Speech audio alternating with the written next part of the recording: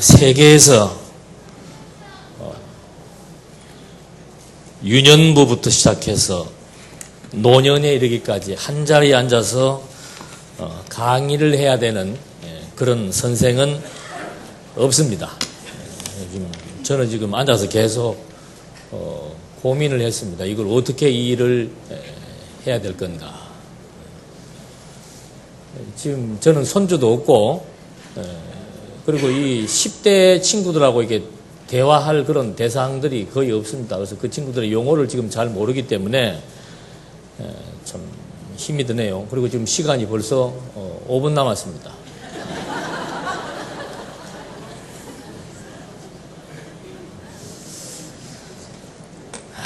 제목을 의미 있는 인생이라고 잡았는데 우리 유치부 애들이 의미 있는 인생이 뭐야?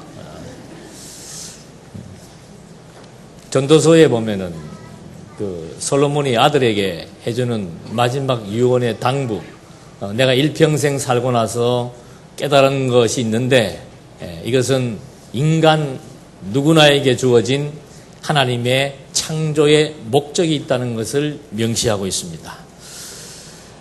요즘 우리 10대 학생들이 굉장히 심각합니다. 살아야 되는 이유를 찾지 못합니다. 그들은 가정에서도 부모로부터 인정받지 못하는 학생들이 대부분입니다. 학교에서도 인정받지 못하는 학생들이 대부분입니다. 학교에서 인정받는 학생들은 상위 5% 정도밖에 없습니다. 나머지는 5%를 위한 들러리밖에 안 됩니다. 가정에서도 문제야, 학교에서도 별로 존재 가치가 필요 없는 이 시대를 살아가는 우리 학생들, 그래서 그들이 선택하는 길은 자살입니다. 아니면은 범죄입니다. 다행스럽게도 우리 장안중앙교회에 나오는 학생들은 그렇게 큰 범죄 행위는 하지 않을지 몰라도 제가 느끼기에 그들에게도 똑같은 내가 정말 우리 가정에서 필요한 존재인가? 나를 정말 우리 부모님이 나를 정말 사랑하시는가? 이런 갈등과 번민이 있을 것 같습니다. 그래서 제가 어떻게 우연찮게 방송을 보다가 한 얘기를 들었습니다. 여러분들은 다 알고 계실 거예요. 2010년도에 한국에도 왔다 간 호주에 29세 된 청년 닉 부이치치라고 하는 친구가 있습니다. 이 사람은 나면서부터 양쪽 팔 다리가 10cm밖에 없는 선천적인 기형입니다. 이 친구가 할 수 있는 일은 아무것도 없습니다.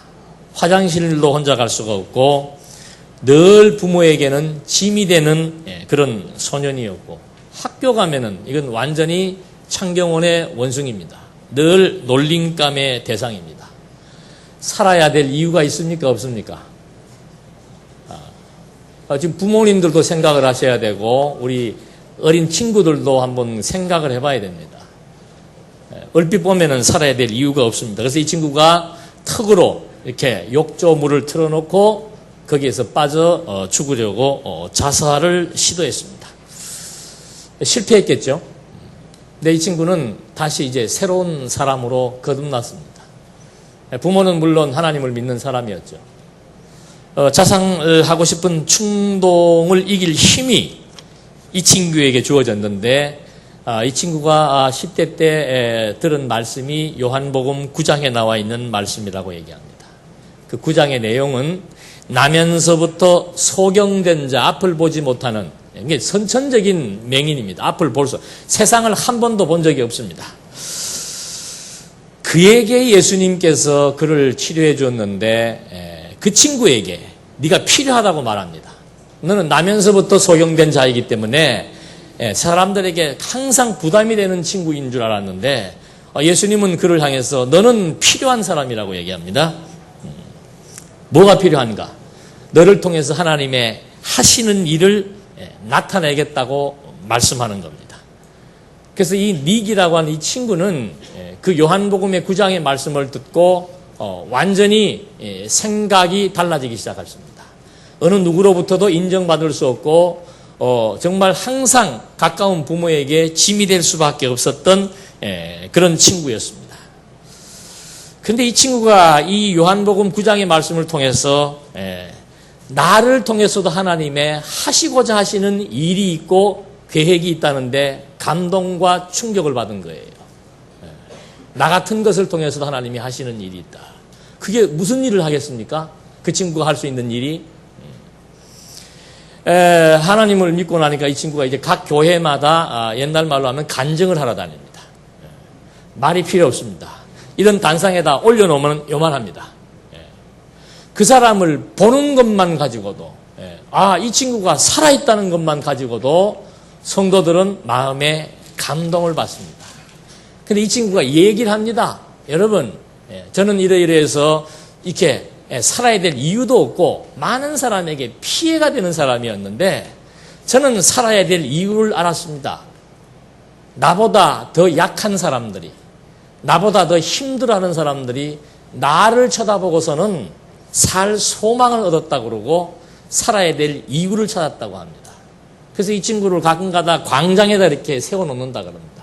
그럼 많은 사람들이 공원에 모여서 그 친구를 껴안으면서 고맙다고 얘기합니다. 사랑한다고 얘기합니다. 제가 이 말씀을 드리는 이유는 그 친구가 또 그런 얘기를 해요. 나는 팔다리가 없지만 하나님께서 다른 어떤 것을 주시면은 감사하고 안 주셔도 감사하다. 나는 이렇게 지금 내가 이 몸을 가지고 이렇게 살아있다는 것 하나만 가지고도 힘들어하는 많은 사람들이 용기를 얻고 저 친구도 저런 몸으로 하나님을 지금 이렇게 증거하면서 힘들어하시는 분들에게, 죽고 싶은 사람들에게 희망의 메시지를 전한다라고 하는 거. 이것 때문에 자기는 그걸 보고서는 도리어 행복을 찾고 힘들어하는 분들이, 정말 절망 가운데 있는 분들이 자기를 보고서는 새로운 힘을 얻고 자살 충동에서 벗어난다라고 하는 그런 얘기를 TV를 통해서 보고 인터넷에서 한번 확인을 해봤습니다. 여러분, 제가 이게 긴 얘기를 드릴 수 없습니다만은 그 친구가 쓴 책이 베스트셀러가 되었습니다. 사지 없는 인생입니다. 부모님들 꼭 사서 애들에게 한번 선물해 주십시오. 사지 없는 인생. 우리 지금 여기는 다 사지가 어때요? 멀쩡합니다. 할 수 없는 것이 아무것도 없습니다. 하나님께서 살아갈 수 있도록 우리에게 힘을 주었고, 가정을 주었고, 부모를 주었고, 자식을 주었습니다. 내가 정말 우리 가정에서 이렇게 쓸모없는 존재인가? 아닙니다. 설령 부모님들이 부담스러워하는 부분이 있다라고 해도 여러분 스스로가 그런 친구도 살아갈 이유가 있다고 외치고 그런 몸으로도 다른 사람에게 힘을 줄 수 있는데 사지가 멀쩡한 내가 공부 좀 못한다고 해서 돈이 없다고 해서 연세가 너무 많다라고 해서 여러분 지금 작년 우리 교회에 제일 어른들이 나오셔서 찬송하니까 여러분들 마음이 어때요? 즐겁지 않아요? 기쁘지 않아요? 저는 지금 이 시간 마치자마자 주방으로 달려가서 아침마를 두르고 여러분들에게 즐거움을 선사하려고 합니다. 여러분, 큰 목표, 무슨 거대한 대단한 좋은 환경이 있어서 내가 존재해야 되고 내가 살아야 되고 그것 때문에 내가 행복한 것이 아니고 지금 있는 자리에서 내게 주어진 여러 가지 많은 것들이 있습니다.